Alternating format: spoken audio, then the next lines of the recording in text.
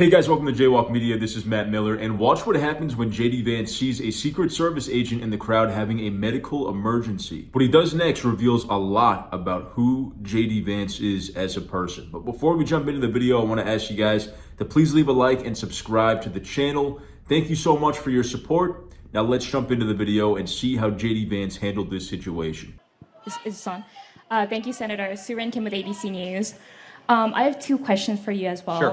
One is going back to Kit's question about Brian Kemp. Are you playing any role in facilitating any, are you playing any role in facilitating connections with Governor Brian Kemp or other Republican members? Bringing them back to the Trump world at all? My second question is, since becoming Trump's running mate, have you talked to former Vice President Mike Pence for any advice in campaigning? Have you connected with him, or have you talked to him about maybe him supporting President Trump?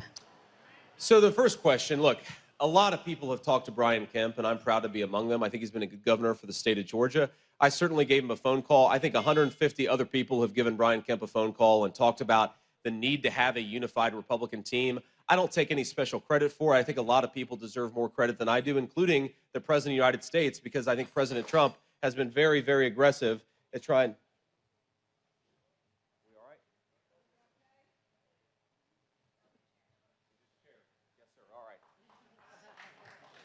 There we go. It's so human in here. I thought we lost one of our Secret Service agents. I was worried about him, but we're good. God bless you, man. Glad you're okay. But look, the media, here's what the media wants to tell a story that somehow I have been the peace broker between Brian Kemp and Donald Trump. It's just not true. I reached out to Brian Kemp. I encouraged him to support the president, and he didn't take much persuasion. He wanted to support the president because he thinks Kamala Harris is going to be a disaster. So I think there are a lot of friends. There are a lot of friends of Brian Kemp's and a lot of friends of the president's. I think a lot of people deserve credit for this unified Republican ticket. I'm not going to take that credit myself, ma'am. So I love the Trump campaign's rallies, and notoriously Trump rallies are places where all kinds of things can happen. They're they are scripted. There is a teleprompter sometimes, but Trump goes off the cuff all the time. And honestly, he could say anything at these things. And the energy is more like it's a concert or a comedy show, something fun and entertaining and energetic rather than a dry, phony political speech. So here we see JD Vance holding court, dealing with this reporter's question, which clearly she kind of fumbled the question a little bit, and I don't think it was a very good question. But in the middle of his answer, he sees somebody having an emergency over in the crowd, and much like we've seen President Trump do in the past, he stops everything because he knows what the priority is that everybody is okay, everybody's healthy, everyone's safe. Stops everything, goes over and sees if they're all right. And turns out it's a Secret Service agent that I think was just having a reaction to the heat. He made sure everything was okay, and then he resumed his answer to this reporter. And I love seeing candid moments like this because you kind of can see these people who are going to be representing us and who they truly are deep down. What do they do when something unscripted happens? What do they do when something off the cuff, they have to just react to it in real time? They don't have time to think and plan and script out their reaction. We just get to see who they are. And we've seen Trump in that situation so many times, and now we're seeing JD Vance here in this example doing the similar thing. So I thought his reaction was great. Of course, your speech or your answer can wait.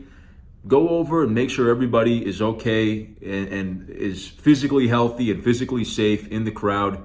I think it shows good leadership and good prioritization of values. But JD Vance, since he was announced as Trump's VP pick, he's had to deal with endless BS from the media. It's just been ridiculous. They're trying to dig up every little thing on this guy, going back and making the comment he made about childless cat ladies into like the biggest thing in the world, like that little joke he said it should disqualify him from ever holding office, even though it was the most benign thing ever. The other thing they're trying to stick him with is that the fact that he's weird, I guess. They're trying to call him weird. They're trying to make him seem unrelatable or awkward or something.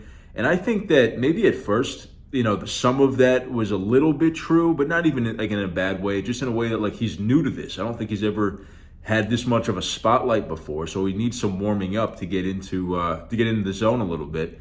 And also standing next to Trump, it's a big moment for him, right? It's a lot all on his shoulders at once, but I think at this point he's doing a great job handling the spotlight, dealing with the onslaught of BS from CNN and MSNBC and everybody who's trying to take him down. He seems calm, cool, collected, and charismatic. So again, I think Trump made a great choice with JD Vance. He seems like the right guy for the job. But let me know what you guys thought of this clip in the comments. If you liked the video, again, please leave a like and subscribe to the channel.